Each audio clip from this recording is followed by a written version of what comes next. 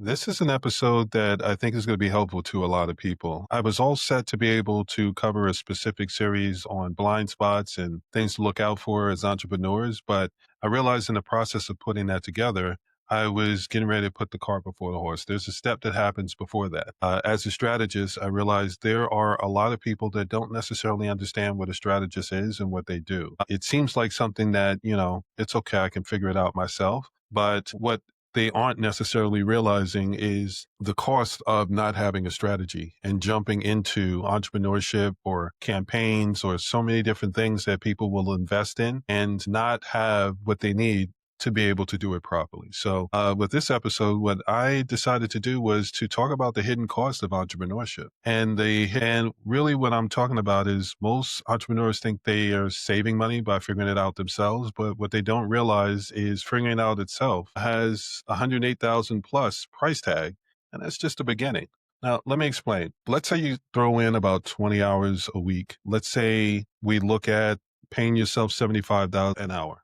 That's $75 an hour. When you think about how long it takes for people to start to get a better understanding or a better grip on what it is that they're working on, that's normally around 18 months. If you're trying to figure it out on the short side, it might take you around 18 months to be able to figure out what you're doing, if what you're doing is working, and to identify where it may need improvements or what you don't need to change and leave as is. 18 months, 20 hours a week, and let's say you're paying yourself $75 an hour. By the time you're done, that's $108,000. That's just right out the gate. Now, if we take into consideration the failure rate goes up, it doesn't go down. Technically, it's 18 months to figure things out as far as trying to make sure that you have a handle on your business. It's at least 24 months to really be able to forecast your sales and be able to tell when you have good months, bad months, slow periods, great periods. So that can total up to around 3.5 years. Within the first year, 20% of businesses fail.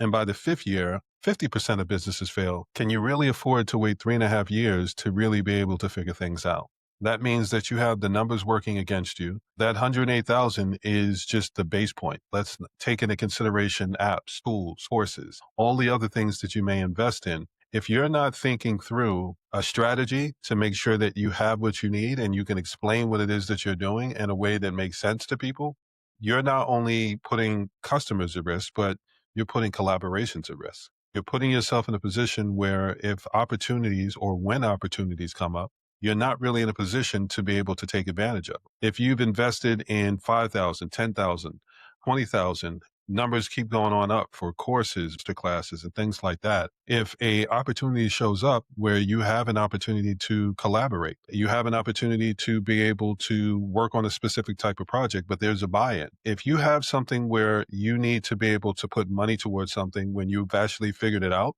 but you've burnt through your budget in trying to figure it out, you cost yourself opportunities. So one of the reasons that I think people benefit from having a strategist and understanding what strategists do is a strategist work their soul is going to help you map things out. One of the things that I've covered in previous podcasts is I have a focus on clarity, confidence, and consistency. Clarity is in once you figure these things out, you can be more confident about all the decisions that you're making. And once you're confident about the decisions that you're making, you'll start to see results. And then you start to be more consistent with those results, not just internally for you, but with the results that you can deliver to your customers. So I'll give you an example. I get on weekly networking calls, Zoom sessions with larger groups, and they break out into sessions and you have conversations with people. One of the things that I find that I get a lot in those calls is I'll ask people, well, where are you in your business journey and how are things going? And the response is, well, I'm doing well, but I could work on this or I could work on that. And it doesn't take long in the conversation to be able to realize you probably went into this without having a strategy or a real plan. You probably went in thinking, okay, well, I can figure it out. A lot of people will reserve their budget for things like websites and logos. These are things that are wonderful things, don't get me wrong, but they're more based on awareness and making sure that people know where you are and how to find you. A logo is great, but when it comes to having something that's identifiable, a website is great when it comes to giving people more information, or if it's an e-commerce or an online type thing, you may actually do transactions on your website. But here's the thing, and here's why I said cart before the horse. If you're not clear in your messaging and you're posting to social media and you're posting wherever you're posting, you're doing paid ads, whatever you're doing to be able to generate customers, that awareness, and try to get them over to the website or try to get them over to have more deeper and comprehensive conversations. If you're not clear on what it is that you're trying to convey, if you can't convey it in a way that allows them to feel that connection and feel like, I want to learn more, if you're not earning the right for them to ask follow up questions, what good is the website?